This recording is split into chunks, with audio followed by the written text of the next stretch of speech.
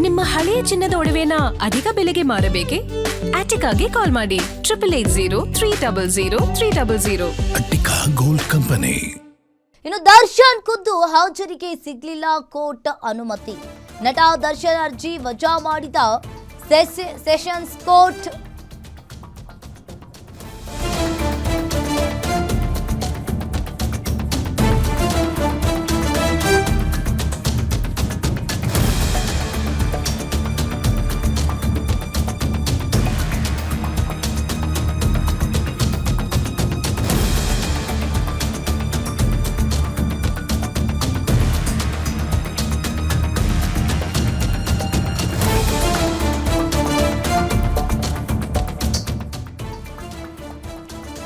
ನಟ ದರ್ಶನ್ ಅರ್ಜಿ ವಜಾ ಮಾಡಿದ ಸೆಷನ್ಸ್ ಕೋರ್ಟ್. ಇನ್ನು ಸಾಕ್ಷಿ ವಿಚಾರಣೆಗೂ ಮುನ್ನ ದರ್ಶನ್ ರಿಂದ ಮಾಹಿತಿಯನ್ನ ಪಡಿಬೇಕು. ಹೇಳಿಕೆಯನ್ನ ಪಡೆಯಲು ದರ್ಶನ್ ಖುದ್ದು ಹಾಜರಿಗೆ ಕೋರಿದ್ದ ವಕೀಲರು ಇನ್ನು ವಾದ ಪ್ರತಿವಾದವನ್ನ ಆಲಿಸಿ ಅರ್ಜಿ ವಜಾ ಮಾಡಿದ ಸೆಷನ್ಸ್ ಕೋರ್ಟ್. ಖುದ್ದು ಹಾಜರಿ ಮನವಿಯನ್ನ ತಿರಸ್ಕರಿಸಿದ ನ್ಯಾಯಾಧೀಶೆ ಸುಜಾತಾ ಎಂ ಸಾಂಬ್ರಾಣಿ ಖುದ್ದು ಹಾಜರಾಗಿ ಹೇಳಿಕೆಯನ್ನ ನೀಡುವ ದರ್ಶನ್ ಆಸೆಗೂ ಕೂಡ ತಣ್ಣೀರನ್ನ ಎರಚಿದ್ದಾರೆ. ದರ್ಶನ್ ಖುದ್ದು ಹಾಜರಿಗೆ ಸಿಗಲಿಲ್ಲ. ಈಗ ಕೋರ್ಟ್ ಅನುಮತಿ. ನಟ ದರ್ಶನ್ ಅರ್ಜಿಯನ್ನ ಸೆಷನ್ಸ್ ಕೋರ್ಟ್ ಇಲ್ಲಿ ವಜಾ ಮಾಡಿದೆ. ಇನ್ನು ಸಾಕ್ಷಿ ವಿಚಾರಣೆಗೂ ಮುನ್ನ ದರ್ಶನ್ ರಿಂದ ಮಾಹಿತಿಯನ್ನ ಪಡ್ಕೊಳ್ಬೇಕಾಗುತ್ತೆ. ಹೇಳಿಕೆಯನ್ನ ಪಡೆಯಲು ದರ್ಶನ್ ಖುದ್ದು ಹಾಜರಿಗೆ ವಕೀಲರು ಕೂಡ ಕೋರಿದ್ರು. ಇನ್ನು ವಾದ ಪ್ರತಿವಾದವನ್ನ ಆಲಿಸಿ ಅರ್ಜಿಯನ್ನ ಸೆಷನ್ಸ್ ಕೋರ್ಟ್ ಇಲ್ಲಿ ವಜಾ ಮಾಡಿದೆ. ಖುದ್ದು ಹಾಜರಿ ಮನವಿಯನ್ನ ತಿರಸ್ಕರಿಸಿದ ನ್ಯಾಯಾಧೀಶೆ ಸುಜಾತಾ ಖುದ್ದು ಹಾಜರಾಗಿ ಹೇಳಿಕೆಯನ್ನ ನೀಡುವ ದರ್ಶನ್ ಆಸೆಗೂ ಕೂಡ ತಣ್ಣೀರನ್ನ ಎರಚಿದ್ದಾರೆ. ರೇಣುಕಾಸ್ವಾಮಿ ಕೊಲೆ ಪ್ರಕರಣಕ್ಕೆ ಸಂಬಂಧಪಟ್ಟಂತೆ ಈಗಾಗಲೇ ಒಂದ್ ಕಡೆ ದರ್ಶನ್ಗೆ ಈಗ ಸಂಕಷ್ಟ ಎದುರಾದಂತೆ ಕಾಣಿಸ್ತಾ ಇದೆ. ಸಾಕ್ಷಿ ವಿಚಾರಣೆಗೂ ಮುನ್ನ ದರ್ಶನ್ ರಿಂದ ಮಾಹಿತಿಯನ್ನ ಪಡ್ಕೊಳ್ಬೇಕಾಗತ್ತೆ. ಖುದ್ದು ಹಾಜರಾಗಬೇಕಾಗಿತ್ತು. ಆದ್ರೆ ಈಗ ಹಾಜರಾಗೋದಕ್ಕೆ ಅರ್ಜಿಯನ್ನ ವಜಾ ಮಾಡಲಾಗಿದೆ. ಖುದ್ದು ಹಾಜರಿ ಮನವಿಯನ್ನ ಸುಜಾತಾ ಎಂ ಸಾಂಬ್ರಾಣಿ ಅವರು ತಿರಸ್ಕರಿಸಿದ್ದಾರೆ.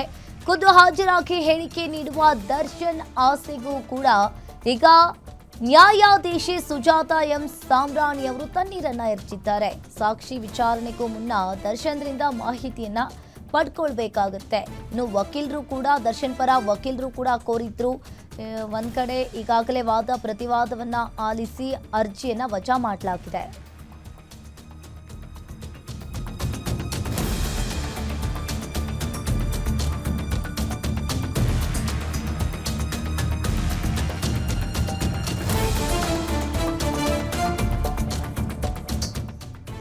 ಈ ಬಗ್ಗೆ ಹೆಚ್ಚಿನ ಡೀಟೇಲ್ಸ್ ಅನ್ನ ನೀಡ್ತಾರೆ crime bureau head S K. Manjunath phone ಸಂಪರ್ಕದಲ್ಲಿ ಜಾಯಿನ್ ಆಗಿದ್ದಾರೆ. ಎಸ್ ಮಂಜುನಾಥ್, ಈಗ ವಾದ ಪ್ರತಿವಾದವನ್ನ ಆಲಿಸಿ ಅರ್ಜಿಯನ್ನ ವಜಾ ಮಾಡಲಾಗಿದೆ ಸೆಷನ್ಸ್ ಕೋರ್ಟ್.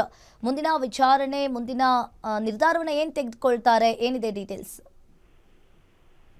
ಅಂಕಿತ, ರೇಣುಕಾಸ್ವಾಮಿ ಕೊಲೆ ಪ್ರಕರಣಕ್ಕೆ ಸಂಬಂಧಪಟ್ಟಂತೆ ಈ ಟ್ರಯಲ್ ನಡೀತಾ ಇದೆ. ಟ್ರಯಲ್ ನಡೀತಕ್ಕಂಥ ಸಂದರ್ಭದಲ್ಲಿ ದರ್ಶನ್ 2 ಅರ್ಜಿಗಳನ್ನ ಸಲ್ಲಿಸಿದ್ರು. ಒಂದು ಅರ್ಜಿ ಮಾಫಿ ಸಾಕ್ಷಿಗೆ ಸಂಬಂಧಪಟ್ಟಂತೆ ಆಕ್ಷೇಪಣೆಯನ್ನ ಸಲ್ಲಿಸಿದ್ರು. ಅದಕ್ಕೆ ಸಂಬಂಧಪಟ್ಟಂತೆ ಏನು ಅವರ ಪರ ವಕೀಲರಂತ ಅಜ್ಮತ್ ಪಾಷಾ ಅವರು ಹೈಕೋರ್ಟ್ ಮೊರೆ ಹೋಗ್ತಾ ಇದ್ದೀವಿ, ಅದು ಅಲ್ಲಿ ಏನು ಸೂಚನೆ ಬಂತು ಅದರ ಮೇಲೆ ನಾವು ಮುಂದಿನ ನಿರ್ಧಾರವನ್ನ ಕೈಗೊಳ್ತೇವೆ. ಅಲ್ಲಿವರೆಗೂ ಏನು ಮಾಫಿ ಸಾಕ್ಷಿ ಕುರಿತಂತೆ ಎ ಕೋರ್ಟಿನ ಆರೋಪಿಯಾಗಿರ್ತಕ್ಕಂಥ ಪ್ರದೀಶ್ವರ ಹೇಳಿಕೆಯನ್ನ ತೆಗೆದುಕೊಳ್ಳೋದಕ್ಕೆ ಮುಂದೂಡಿಕೆ ಮಾಡಬೇಕು ಅಂತಕ್ಕಂಥ ಒಂದು ಅರ್ಜಿಯನ್ನ ಸಲ್ಲಿಸಿದ್ರು. ಅದರ ಒಂದು ನಾಳೆಗೆ ಮುಂದೂಡಿಕೆ ಮಾಡಿರ್ತಕ್ಕಂಥ ಮತ್ತೊಂದು ಕಡೆ ಖುದ್ದು ಕೋರ್ಟ್ಗೆ ಹಾಜರಾತಿಗೆ ಸಂಬಂಧಪಟ್ಟಂತೆ ಒಂದು ಅರ್ಜಿಯನ್ನ ಸಹ ಸಲ್ಲಿಸಿದ್ರು. ಅದಕ್ಕೆ ಸಂಬಂಧಪಟ್ಟಂತೆ ಅಜ್ಮತ್ ಪಾಷಾ ಅವರು ಕೆಲವೊಂದು ಕೋರ್ಟ್ಗಳ ಆದೇಶವನ್ನ ಉಲ್ಲೇಖ ಮಾಡಿ ವಿಚಾರಣಾ ದಿನ ಕೈದಿಗೆ ಏನು ಕೋರ್ಟ್ಗೆ ಹಾಜರಾಗತಕ್ಕಂಥದ್ದು ಹಕ್ಕಿದೆ, ಹಾಗಾಗಿ ಅವರನ್ನ ಕೋರ್ಟ್ಗೆ ಹಾಜರುಪಡಿಸುವಂತಹ ಕೆಲಸವನ್ನ ಮಾಡಬೇಕು. ಜೊತೆಗೆ ನ್ಯಾಯಯುತವಾದ ಮತ್ತೆ ಪಾರದರ್ಶಕವಾದಂತಹ ಒಂದು ವಿಚಾರಣೆ ನಡೆಯಬೇಕಾದ್ರೆ ಆರೋಪಿಗಳು ಖುದ್ದು ಕೋರ್ಟ್ಗೆ ಹಾಜರುಪಡಿಸಬೇಕು ಅಂತಕ್ಕಂಥ ಒಂದು ಮನವಿಯನ್ನ ಸಹ ಮಾಡಿದ್ರು. ಆದ್ರೆ ಈ ದರ್ಶನ್ ಅನ್ನ ಕೋರ್ಟ್ಗೆ ಹಾಜರುಪಡಿಸಿದ ಸಂದರ್ಭದಲ್ಲಿ ಕಾನೂನು ಸುವ್ಯವಸ್ಥೆ ಇರಬಹುದು, ಜೊತೆಗೆ ಕೋರ್ಟ್ ಕಲಾಪಕ್ಕೆ ಸಂಬಂಧಪಟ್ಟಂತೆ ಏನೆಲ್ಲ ತೊಂದರೆಗಳಾಗ್ತವೆ ಅನ್ನೋದ್ರ ಬಗ್ಗೆ ಎಸ್.ಪಿ. ಪ್ರಸನ್ನ ಕುಮಾರ್ ಅವರು ಸಾಕಷ್ಟು ಉದಾಹರಣೆಗಳನ್ನ ಕೊಟ್ಟು ಕೋರ್ಟ್ ನ್ಯಾಯಾಧೀಶರ ಗಮನಕ್ಕೆ ತೆಗೆದುಕೊಂಡ್ ಬಂದಿದ್ರು. ಇದು ಅದರಲ್ಲಿ ಎಕ್ಸಾಂಪಲ್ ಹೇಳೋದಾದ್ರೆ, ಕಳೆದ ಬಾರಿ ಏನು ಒಂದು ಪ್ರಾಸಿಕ್ಯೂಷನ್ ಸಂದರ್ಭದಲ್ಲಿ ಅವರ ವಿರುದ್ಧ ಚಾರ್ಜ್ ಫ್ರೇಮ್ ಮಾಡಬೇಕಾದಂತ ಸಂದರ್ಭದಲ್ಲಿ ಏನು ಹಾಜರುಪಡಿಸಿದ್ರು, ಆಗ ಕೋರ್ಟ್ ನಲ್ಲಿ ಉಸಿರಾಡೋದಕ್ಕೂ ತುಂಬಾ ಕಷ್ಟ ಆಗಿತ್ತು. ಅಷ್ಟೊಂದು ಅಭಿಮಾನಿಗಳು ಇಲ್ಲಿನ ಕೋರ್ಟ್ ನ ಬರ್ತಕ್ಕಂಥ ಸಾರ್ವಜನಿಕರು ಇರ್ಬೋದು, ವಕೀಲರು ಎಲ್ಲರೂ ಸಹ ತುಂಬಿ ತುಳುಕ್ತಾ ಇದ್ರು. ಹಾಗಾಗಿ ವಕೀಲರು, ಆರೋಪಿ ಪರ ವಕೀಲರು ವಾದ ಮಾಡೋದಕ್ಕೂ ಸಹ ಒಂದು ಕಷ್ಟವಾದಂತ ಕ್ಲಿಷ್ಟಕರವಾದಂತ ಪರಿಸ್ಥಿತಿ ನಿರ್ಮಾಣ ಆಗಿತ್ತು. ಹಾಗಾಗಿ ಖುದ್ದು ದಿನಪ್ರತಿ ದರ್ಶನ್ ಅವರನ್ನ ಅಥವಾ ಅಲ್ಲಿರ್ತಕ್ಕಂಥ ಆರೋಪಿಗಳನ್ನ ನೇರವಾಗಿ ಪರಪ್ಪನಗರ ಜೈಲಿಂದ ಇಲ್ಲಿಗೆ ಕರೆಸ್ಕೊಂಡು ಬಂದ್ರೆ ಪೊಲೀಸರ ಒಂದು ಸಮಯ ವ್ಯರ್ಥ, ಜೊತೆಗೆ ಇಲ್ಲಿ ಅದೇ ಕೆಲಸವಾಗಿ ಪೊಲೀಸರನ್ನ ಭದ್ರತೆಗಾಗಿ ನಿಯೋಜನೆ ಮಾಡ್ಬೇಕಾಗತ್ತೆ. ಸಾಲು ಸಾಲು ಹಬ್ಬಗಳು ಬರ್ತಾ ಇದಾವೆ. ಹಾಗಾಗಿ ಹಬ್ಬಗಳ ಬಂದೋಬಸ್ತ್ನಲ್ಲೂ ಸಹ ಪೊಲೀಸರು ಕೆಲಸ ಇರ್ತಕ್ಕಂಥ ಬಂದೋಬಸ್ತ್ ಮಾಡಬೇಕಾದಂತ ಕೆಲಸ ಇರ್ತಕ್ಕಂಥ ಹಿನ್ನೆಲೆಯಲ್ಲಿ ಟೆಕ್ನಾಲಜಿ ಮುಂದುವರೆದಿದೆ. ಆರೋಪಿಗಳನ್ನ ನೇರವಾಗಿ ಪರಪ್ಪನಗರ ಜೈಲಿನಿಂದಲೇ ಒಂದು ಟೆಕ್ನಾಲಜಿಯನ್ನ ಬಳಸಿಕೊಂಡು ವಿಡಿಯೋ ಕಾನ್ಫರೆನ್ಸ್ ಮುಖಾಂತರ ಹಾಜರುಪಡಿಸಬಹುದು ಅಂತಕ್ಕಂಥದ್ದು. ಅದಕ್ಕೆ ಆ ಆಡಿಯೋ ಮತ್ತೆ ವಿಡಿಯೋ ಸ್ಪಷ್ಟವಾಗಿ ಕೇಳಿಸಲ್ಲ ಅಂತಕ್ಕಂಥ ಒಂದು ಆಕ್ಷೇಪವನ್ನು ಸಹ ವ್ಯಕ್ತಪಡಿಸಿದ್ರು.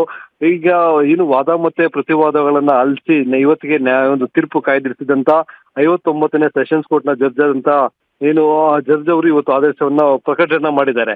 ಏನು ವಾದದಲ್ಲಿ ಅವರೆಲ್ಲ ಆಲಿಸಿರ್ತಕ್ಕಂಥ ಮಾಹಿತಿ, ಇಲ್ಲಿ ಪ್ರಾಸಿಕ್ಯೂಷನ್ ಪರವಾಗಿ ಏನು ಒಂದು ವಾದವನ್ನ ಆಲಿಸಿದ್ರು ಅದನ್ನ ಪುರಸ್ಕರಿಸಿ ಇವತ್ತು ದರ್ಶನ್ ಸಲ್ಲಿಸಿದಂತ ಅರ್ಜಿಯನ್ನ ವಜಾ ಮಾಡಲಾಗಿದೆ. ಉಳಿದಂತೆ ಪ್ರಾಸಿಕ್ಯೂಷನ್ ವಾದವನ್ನ ಪುರಸ್ಕರಿಸಿ ಅವರು ಏನೆಲ್ಲ ಒಂದು ವಿಡಿಯೋ ಕಾನ್ಫರೆನ್ಸ್ ಮುಖಾಂತರ ಆರೋಪಿಗಳನ್ನು ಹಾಜರುಪಡಿಸಬಹುದು, ಟೆಕ್ನಾಲಜಿ ಇಷ್ಟು ಮುಂದುವರೆದಿದೆ, ಪುರಾತನ ಅಥವಾ ಏನು ಶಿಲಾಯುಗದ ಸಂಸ್ಕೃತಿಯನ್ನ ಈಗಲೂ ಮುಂದುವರಿಸಬೇಕು ಅಂತಕ್ಕಂಥ ದರ್ಶನ್ ಅವರ ಅರ್ಜಿಯಲ್ಲಿ ಮನವಿ ಇತ್ತು.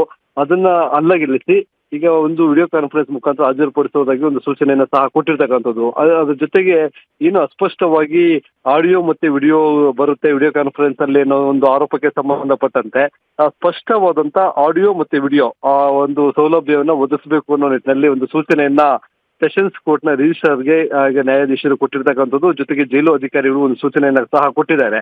ಯಾವಾಗ ಕೋರ್ಟ್ ಕಲಾಪ ಇರುತ್ತೆ ಆಗ ಆರೋಪಿಗಳನ್ನ ವಿಡಿಯೋ ಕಾನ್ಫರೆನ್ಸ್ ಮೂಲಕ ಹಾಜರುಪಡಿಸಬೇಕು. ಅವರಿಗೆ ಆಡಿಯೋ ಮತ್ತೆ ವಿಡಿಯೋ ಎರಡೂ ಸ್ಪಷ್ಟವಾಗಿ ಜೈಲಿನಲ್ಲಿ ಆರೋಪಿಗಳಿಗೆ ಕೋರ್ಟ್ ಕಲಾಪ ಏನಿದೆ ಅದನ್ನ ಸ್ಪಷ್ಟವಾಗಿ ಅವರಿಗೆ ಕೇಳಿಸೋ ರೀತಿಯಾಗಿ, ಜೊತೆಗೆ ಆರೋಪಿಗಳು ಏನು ತಮ್ಮ ಹೇಳಿಕೆಗಳನ್ನ ಕೊಡುವಂತ ಕೆಲಸವನ್ನ ಮಾಡ್ತಾರೆ ಆ ಸಂದರ್ಭದಲ್ಲಿ ಅವರ ಹೇಳಿಕೆ ಕೋರ್ಟ್ಗೆ ನೇರವಾಗಿ ಇರಬೇಕು, ಸ್ಪಷ್ಟವಾಗಿರ್ಬೇಕು, ಅಂದಿನಲ್ಲಿ ಯಾವುದೇ ತಾಂತ್ರಿಕ ದೋಷಗಳು ಬರದಂತೆ ನೋಡ್ಕೊಳ್ಬೇಕು ಅಂತಕ್ಕಂಥ ಇದನ್ನ ಈಗ ತಾಂತ್ರಿಕ ವಿಭಾಗಕ್ಕೆ ಜೊತೆಗೆ ಸೆಷನ್ಸ್ ಕೋರ್ಟ್ ನ ರಿಜಿಸ್ಟ್ರಾರ್ ಸೂಚನೆಯನ್ನು ಸಹ ಕೊಟ್ಟಿದ್ದಾರೆ. ಇನ್ನುಳಿದಂತೆ ಇಲ್ಲಿ ಏನು ಮೊನ್ನೆ ಹೈಕೋರ್ಟ್ ನಲ್ಲಿ ದರ್ಶನ್ಗೆ ಹಿನ್ನಡೆ ಆಯಿತು. ಇವತ್ತು ಖುದ್ದು ಹಾಜರಾತಿ ಕೋರಿ ಅರ್ಜಿಯನ್ನು ಸಲ್ಲಿಸಿದ್ರು. ಅದರಲ್ಲೂ ಸಹ ಈಗ ದರ್ಶನ್ಗೆ ಹಿನ್ನಡೆ ಆಗಿದೆ. ಅವರು ನೇರವಾಗಿ ಏನು ಜೈಲಿಂದ ಹೊರಗಡೆ ಬರಬಹುದು, ಅಂದ್ರೆ ಖುದ್ದು ಹಾಜರಾತಿ ಏನಾದ್ರು ಅವಕಾಶ ಸಿಕ್ಕಿದ್ರೆ ಜೈಲಿನಲ್ಲಿ ಇರ್ತಕ್ಕಂಥ ದರ್ಶನ್ ಅಂಡ್ ಗ್ಯಾಂಗು ನೇರವಾಗಿ ಕೋರ್ಟ್ಗೆ ಬರಬಹುದು, ಹೊರಗಿನ ವಾತಾವರಣವನ್ನು ನೋಡಬಹುದು ಅಂತಕ್ಕಂಥ ಒಂದು ಆಸೆ ಇಟ್ಕೊಂಡಿದ್ರು.